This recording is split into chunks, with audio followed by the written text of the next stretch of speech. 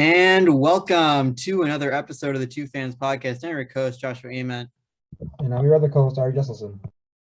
And before we begin, I know we had mentioned on Monday the NWSL allegations. First of all, I just want to clarify the commissioner stepping down and the coach Paul Riley being fired, to related incidents, but different nonetheless. But just sort of following up on that story, that a lot of players, most notably being Alex Morgan, have since come forward and said that was not so much a one-time occurrence as much as it was systemic within the league. And once again, that's just it bears repeating. It bears us being aware of. So, let's be aware of it. I couldn't put it any better than what you just said. All right, it always feels a little awkward to transition to anything exciting after that, but it is October. It is probably the most exciting time to be a sports fan. You got baseball playoffs, you got the NFL season in full swing, and next week we got the start of the NHL season. Yeah, and I know, listen, it's not our strong suit, but we are still big sport. We are still fans of our teams, and I think it's going to be fun to see what we come up with, kind of predictions, what we think some of these teams will do, maybe even dark horses. It's still going to be fun to see, and it's another sport coming back out of a COVID year, so it's just more fun to see more sports. Yeah, of course, last year you had the 56 game, completely in division schedule that, again, it was a season, and it did bear the champion in the Tampa Bay Lightning again. React to that however you want, but this season seems back to normal as much as possible, and actually a little bit more so. And should we just start with the new kids on the block in the Seattle Kraken? Yeah, let's do it, because I feel like for an expansion team, the Kraken do have a little things, because the last time an expansion team came to the league was the Golden Knights, and the first season, Stanley Cup Finals, they went to it. They obviously lost to the Capitals, and Ovi got his first ring. But there's a lot of talk about them saying, can this be another expansion team to go all the way? Yeah, no, of course, the similarities are there. An expansion team on the West Coast in the 21st century coming in with the expansion draft rules that were not changed. But as far as the expansion draft goes, there was one difference from the Kraken that they did not do, the Golden Knights did, and that is making trades within the draft. That is to what Vegas did in 2017. Was for some of their players that they drafted, they took lesser guys on worse contracts in agreement to get more draft capital and more prospects for that. And that, certainly helped. The Kraken, they did not do any of that. All the guys they picked, no sort of extra deals made there. But that's not to say that it's a bad team. You're going to recognize a lot of guys that you've seen in the playoffs the past couple of years. Take Yanni Gourde from Tampa Bay, Jordan Eberle from the Islanders, Jamie Alexiak from Dallas Stars. They also have a shiny new free agent in net, and Philip Grubauer. Yeah, and while this team really isn't as flashy, I feel like there's not really many big names that the average NHL fan will know. This is still a pretty solid team, and especially for a first-year team, they're in great position to do something. And they might not be as incredible as the Golden Knights were the first season, but many teams are not going to be as good as the Golden Knights in the first season. But how they have here, the foundation is set up really good for the Kraken to succeed even better in the future. And I like what they're doing so far. Yeah, definitely. And again, we should not hold any team, especially in their first season of existence, to the standard of you better make the Stanley Cup final. But and I'm not saying that they will, but I'm saying there's a chance. Again, in part because they they also set themselves up nicely for the future. They did a lot of spending in free agency.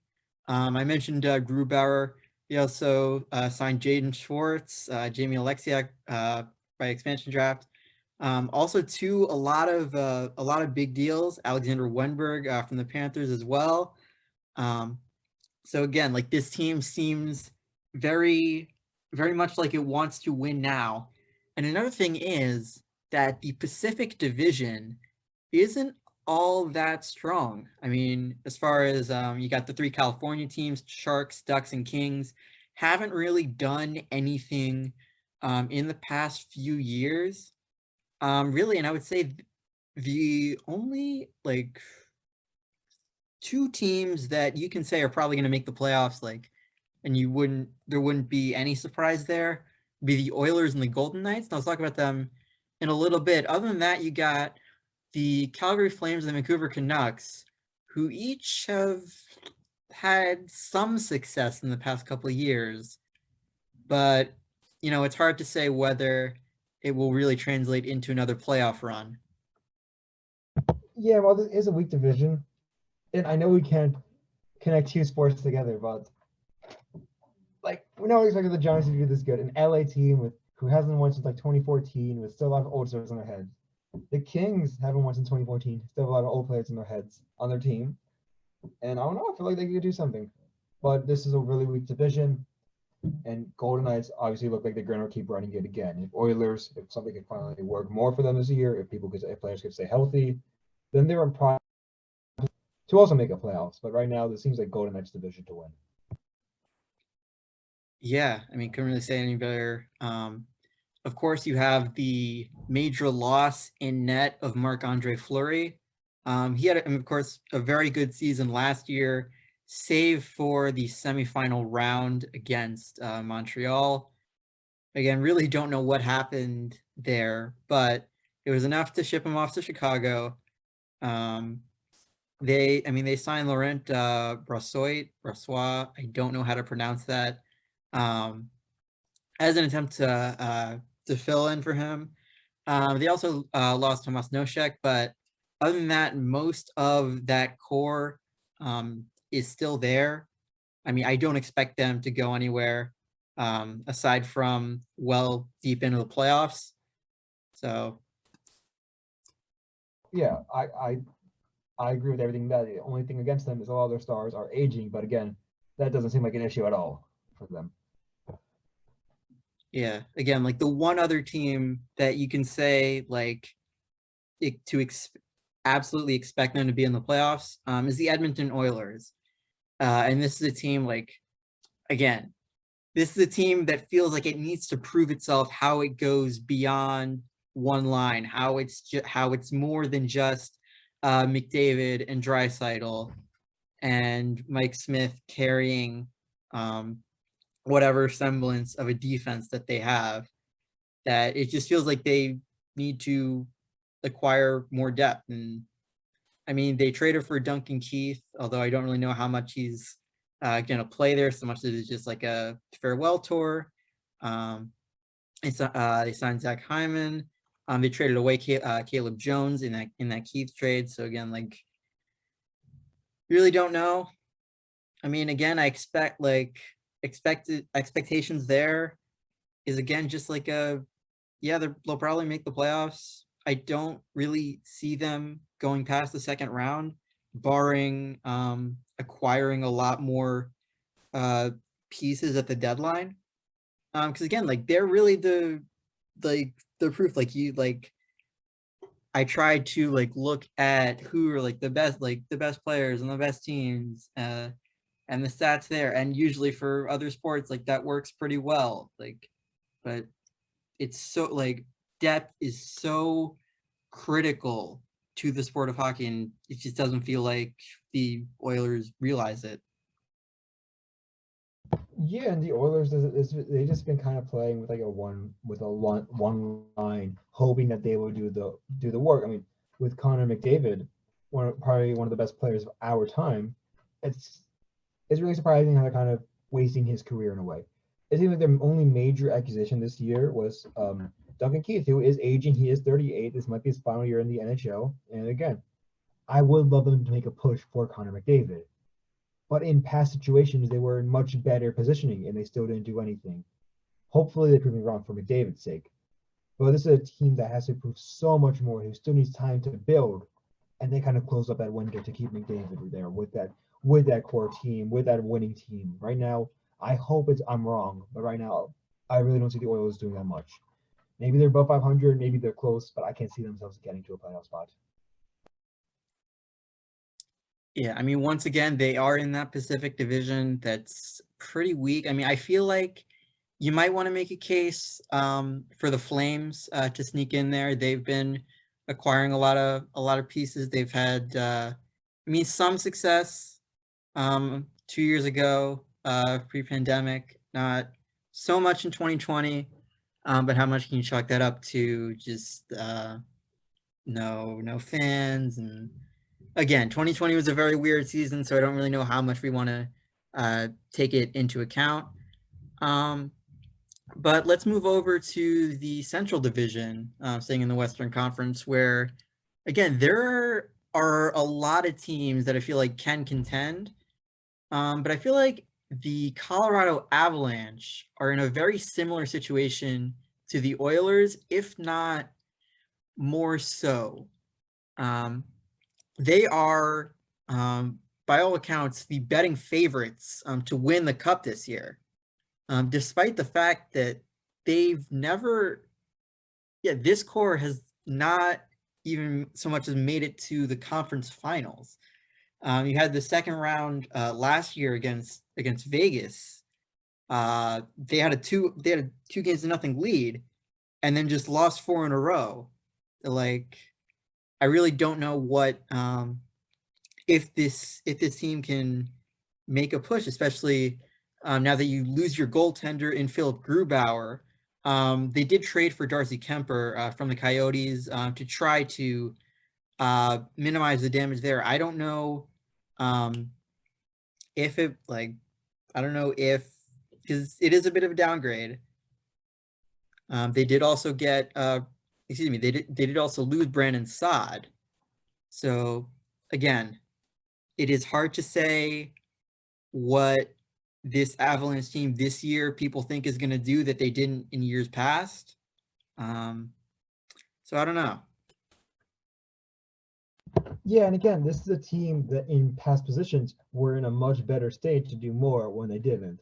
I do have to agree with you. It's kind of harder, but they're probably more. I really don't see what makes them the favorite to win it.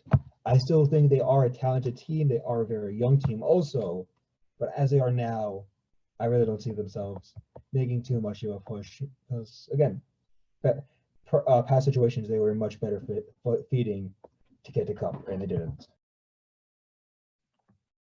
Yeah, and really, aside from the Avalanche, just about every team in the Central is one that I don't like. It's so hard to get a read on them because they've had either like 1 year where they've been successful and 1 year where they haven't, or they've just been sort of meh throughout. I really like don't even know where to go from here, other than like it's been like it's a pretty similar story that, like, whether you want to look at the Blues, the Stars, the Jets, the Wild, the Predators, like how much of their success or their failure was due to 2020? How much can they replicate like their successes? Are like, again, like if there's if there's anyone in particular you want to like go take a look at, by all means go ahead. But truthfully, I honestly have a hard time like differentiating like what's gonna make a team stand out in this division.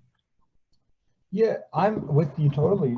I think that a lot of these teams were in better positioning previous years, 2014, 2016, 2018. That was the prime for a lot of the teams. Look at the Wild, look at the Blues, the Predators, the Avalanche, the Blackhawks. A lot of these teams here were in better positioning to win the cup years before.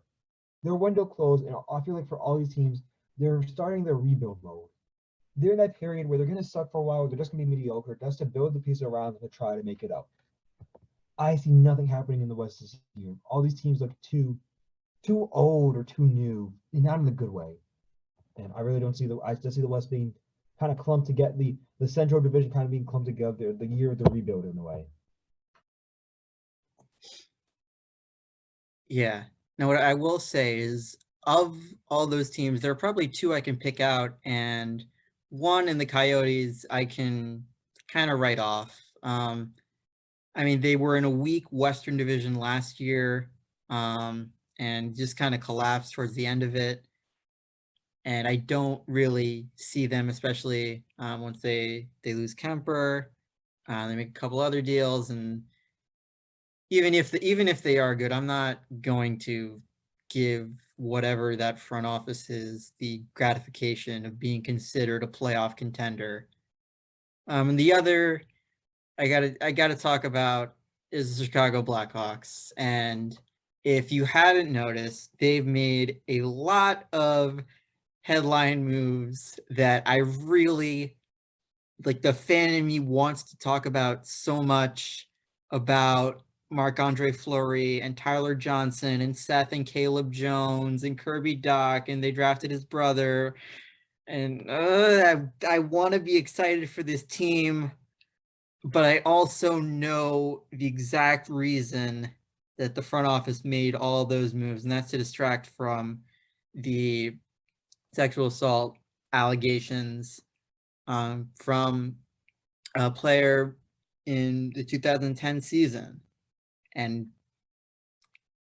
I want, like, again, the fan of me wants to believe that it's not true, but based on, I mean, the credibility he seems to have, and based on the lack of response from the organization, like, I really think I have no choice but to believe it, and just sort of like understand that this organization is not good, and it is hard to root for any Chicago team right now aside from the Bulls and the White Sox. Yeah, that's true. And also, that goes to a reminder that this stuff does happen, especially in the sports world. So just keep talking about it, make it be known, and all that stuff again, because this does happen, and that's it. No way around it.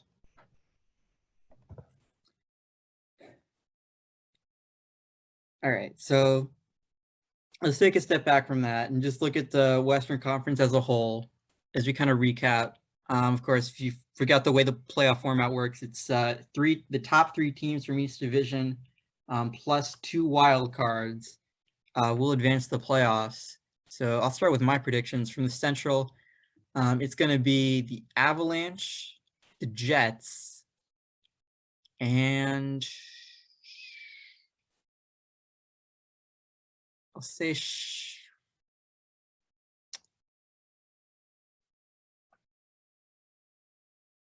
Nashville gets the 3rd seed there. In the Pacific, it's going to be the Golden Knights, Oilers, and then the Kraken. And then as far as wild cards go, go with Dallas, and we'll go with the Hawks. What about you, Ari? This doesn't make you forget like controversy, but I gotta agree with you 100% on that. So I think this is one of the few chances we're kind of eye to eye on some stuff. I feel like the last time was the Super Bowl, and we all know how that turned out for us. So maybe this confirms that Kings are Stanley Cup champs. Apologies to whatever team we jinxed. But let's move on to the Eastern Conference, where honestly feels like, there are a lot better teams. I mean, you look at the finals last year, Lightning, Canadiens, 2 Eastern Conference teams. I don't even know where you want to start with the divisions that, once again, I will say, until they are realigned, make no sense geographically, but I digress. Where do we start? Let's start with the Atlantic Division, because I feel like it might not be the most interesting division, But we've seen a lot of things happen with almost all these teams. The Maple Leafs acquired a few guys. Bruins got rid of a few guys. Like this is a division as a whole that's really kind of moving and making news. Even if it wasn't big news, they've been making moves behind the scene just to try to improve their teams. Yeah, no, while we talk about the Atlantic Division, I know I want to limit the time that we talk about the rebuilding teams, but I do just want to take a moment to acknowledge the Buffalo Sabres existence and then question it.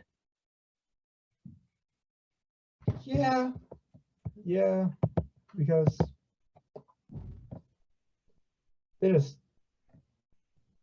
Sorry to Jack Eichel, however you pronounce your last name, but you deserve better.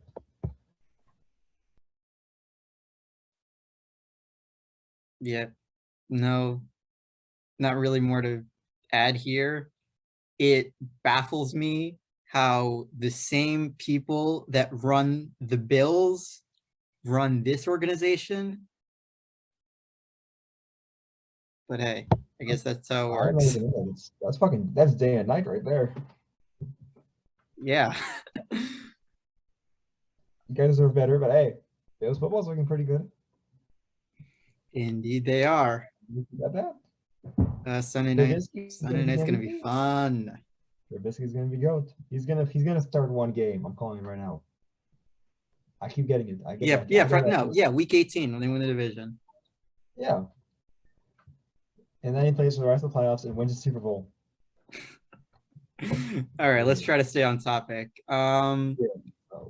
Let's talk about teams that actually do have a chance of making the playoffs. Let's start with the two-time champs now, the Tampa Bay Lightning.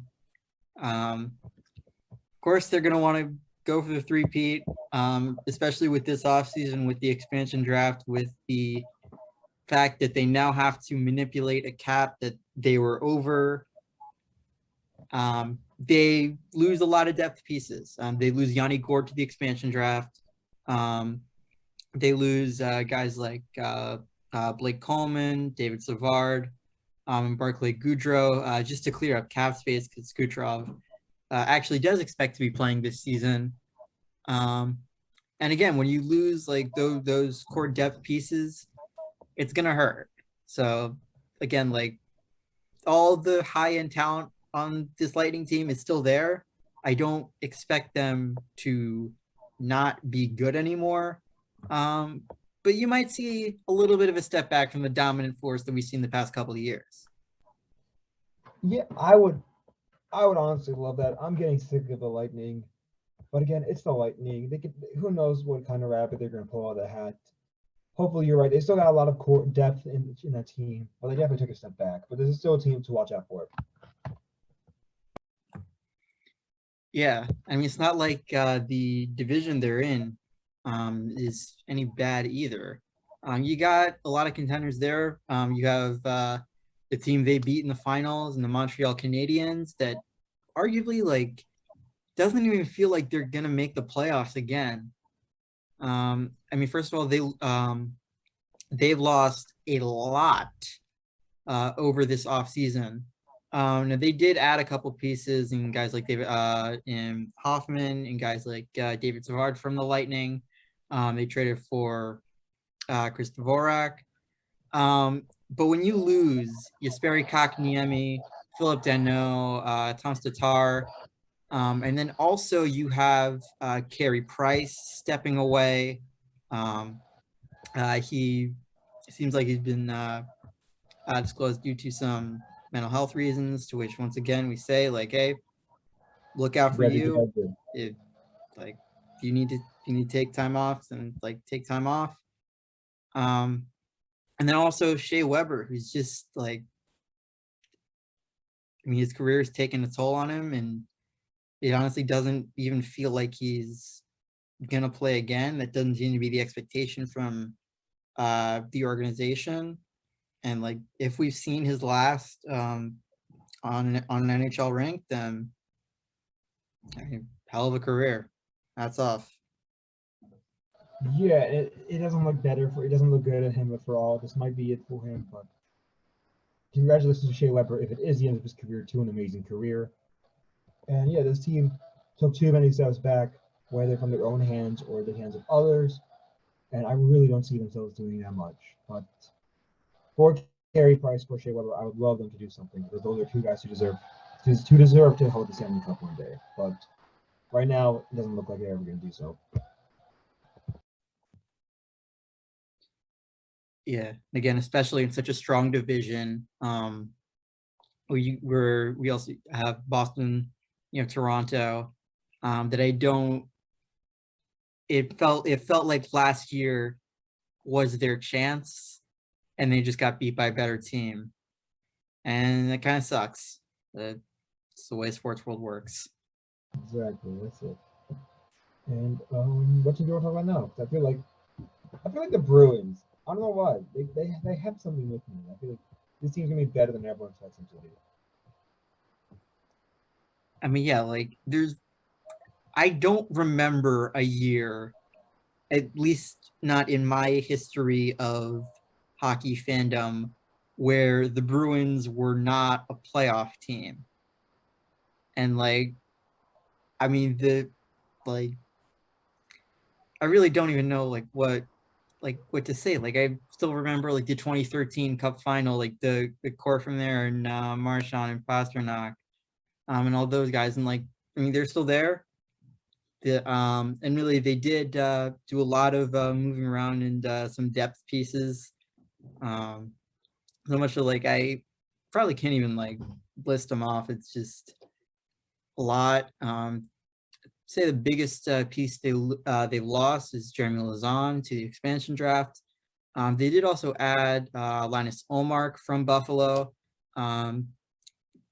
Expected their potential to put him in net instead of Tuukka Rask. Fans have been fed up with for some time. I really don't know how that's going to work, but again, a lot of the depth pieces shuffling around, which is important, but just they're still the Boston Bruins. They're still going to go somewhere in the playoffs. Exactly. It's Boston. Just expect something from them. They might be better than they are. Because that's just Boston. That's always how a Boston sports team usually works. And that's just a sad reality. But hey, it would be pretty cool, I guess, to see it in person if they do win something. Yeah, it would be. Would be. And then I feel like the last team we got to talk about in this Atlantic Division is the Toronto Maple Leafs. And yet again, we have a story of a team that year in and year out has made it to the playoffs and fallen flat. I mean, we don't you have the name brand talent in Austin Matthews and Mitch Marner. And you did do some shuffling around in net, trading away Frederik Andersen for Peter Mrazek. So maybe that will help. You also, of course, lose a piece due to Capel and Zach Hyman. That this team, again, it doesn't really feel like they've added anything, except maybe in net. And I don't know if if even that upgrade is gonna be enough. Especially again in a division where you have Tampa and Boston. Yeah, and while it might not be enough, it definitely is a key piece, especially for a team like them, where it kind of saw their goaltending was a weak aspect for them last season. And while it might not be enough, it might be a great piece to build off of for the next year or two. I'm just hoping that this doesn't close their playoff window even more, because obviously they take this year off to kind of rebuild in a way while still competing. You never know what could happen, and hopefully they know what they're doing. Because this is a team with a lot of talent who should be better than they are. Yeah, of course. And again, you want to talk about the Avalanche, you want to talk about the Oilers. And this really feels like the trifecta there with Toronto. But let's move over to the Metropolitan Division, because they're not doing too bad themselves. You got a few teams, the Rangers and the Capitals and the Flyers, who feel like they could sort of sneak in either as division winners or as a wild card. And then you got the Islanders and the Hurricanes. I feel like are really gonna take the division by storm, no pun intended. Just based on how they've done the past couple of years, how a lot of those teams are still pretty intact. Hurricanes especially. You do lose Dougie Hamilton. You do lose your 3 goaltenders actually in Alex Nedeljkovic, Peter Mrazek, and James Reimer in exchange for Frederik Andersen. So again, take that as you want, but you do also add a huge piece in Jesperi Kotkaniemi that, I mean, I don't know, when you put him on the same team as talent like Aho and Teravainen, I don't even like, this team definitely is going to be a lot more offensive minded than they were last year, and it's going to be exciting. So yeah, especially for the Hurricanes, like they added so much to this team. Especially, I don't know, they added so much to this team. If they were in a bigger market, they definitely get more talked about. But this is just an incredible team. They were a great team last year. They just added more pieces to that incredible team. I can really see these guys going far. Same with the Islanders. My only issues with the Islanders is their fans don't deserve it. But what they have down there is incredible, and I think that's gonna be fun to see, especially because this is gonna be a tough division. Because you got a lot of great teams right here. 2 things to that. Number one, new census data came out, which I don't know. I take some interest in to see. Raleigh was actually one of the fastest growing metros in the past decade. So hey, maybe we will get more coverage on the Hurricanes soon. Number 2. Oh, right, you're a Rangers fan. Well, forget number 2. Oh, just say number 2. We kind of are. Yeah, but again, like Islanders is really the same team as we've seen the past couple of playoffs. The biggest loss they have there was Jordan Eberle to the expansion draft. They did also trade away Nick Leddy in exchange for Richard Panik as sort of a cap move there. But again, this team is going to be pretty much the same one that made it to 2 straight semifinal appearances. They're just a good, like well-rounded, like fun team to watch. And I mean, I expect to see them back making another strong playoff push.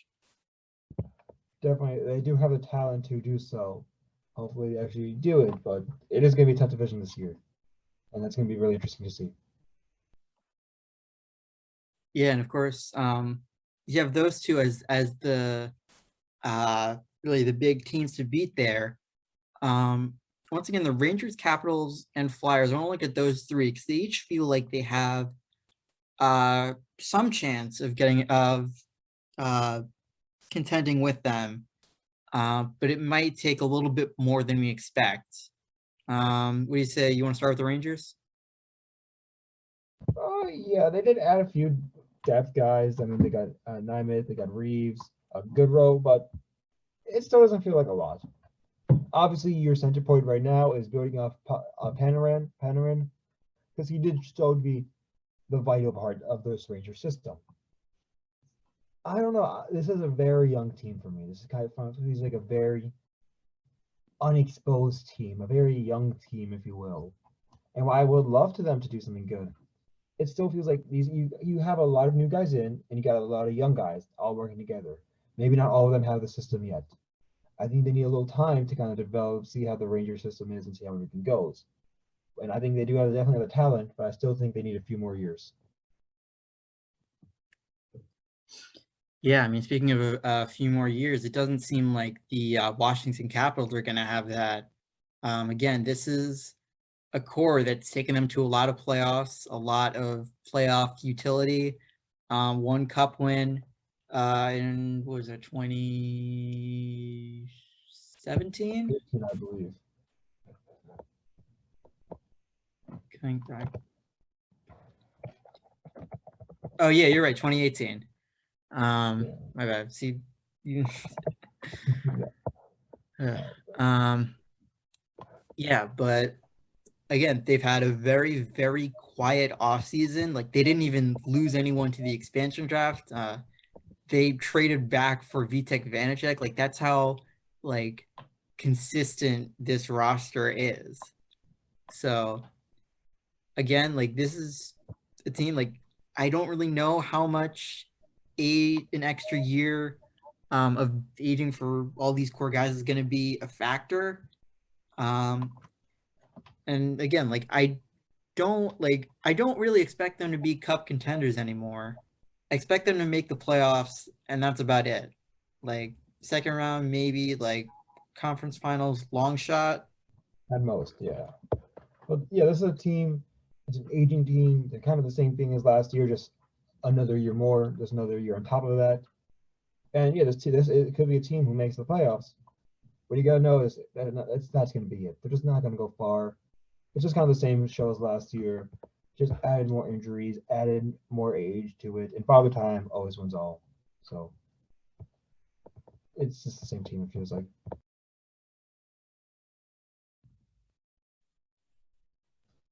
Do you hear that? No. What the fuck is going on?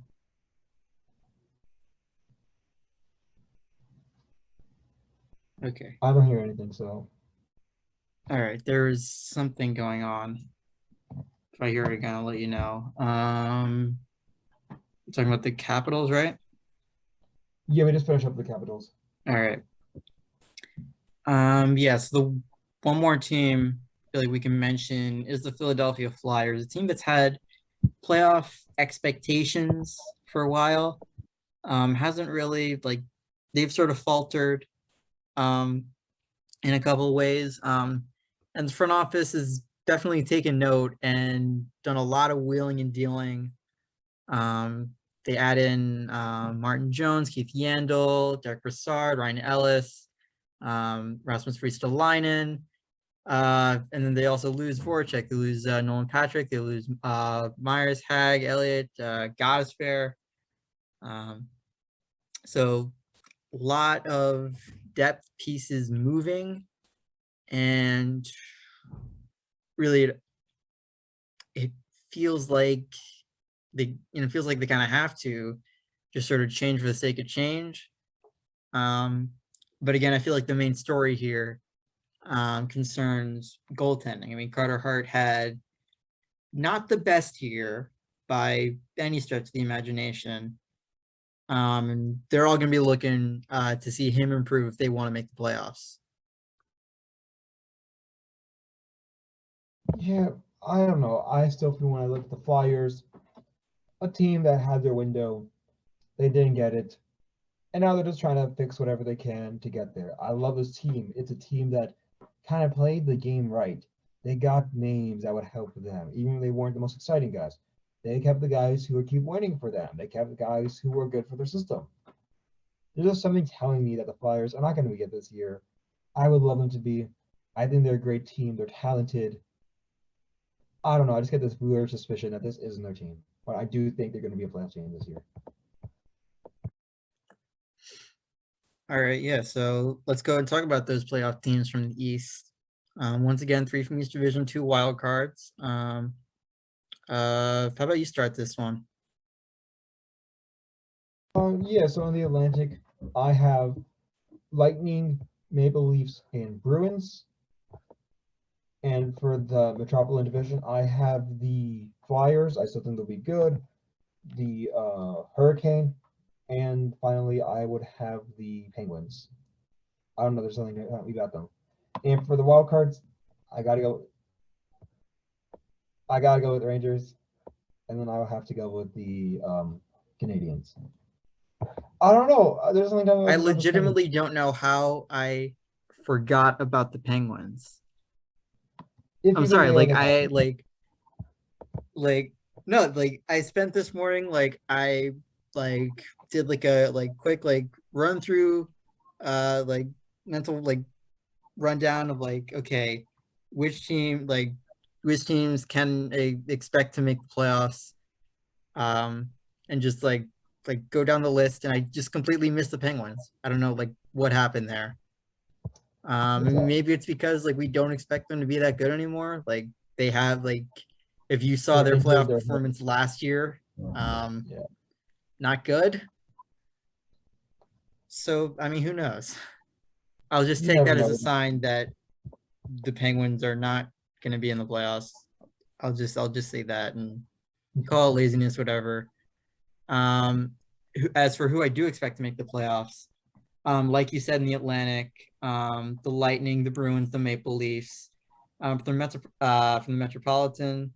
Did you also say the Islanders, Hurricanes, and Capitals? I'm sorry, what did you say? Oh no, you didn't. All right, but I have the Islanders, Hurricanes, and Capitals coming out of the Metropolitan. As for the two wild cards, I'm gonna say that the Panthers make a wild card. And I'm gonna say, the Flyers make a wild card. Okay. Can't argue with that, honestly. All great teams. I feel like this division, the Atlantic is more powerful than the Western right now, at least this year. That the Eastern is powerful than the Western. Yeah, but who knows really? I mean, there are always going to be some surprises, some teams that we never would have expected, that shoots the top of the standings, some teams we put high hopes for, and they just fall short. But we're not here to talk about those just yet. We will, in a few months from now, look back at these predictions and like, what the hell were we thinking? But that time will come. Now, let's just get excited for hockey. Oh yeah, because it's finally back, and it's just great to have sports back. Honestly, even if we don't like the sport, it's just great to get sports back. You know. Yeah.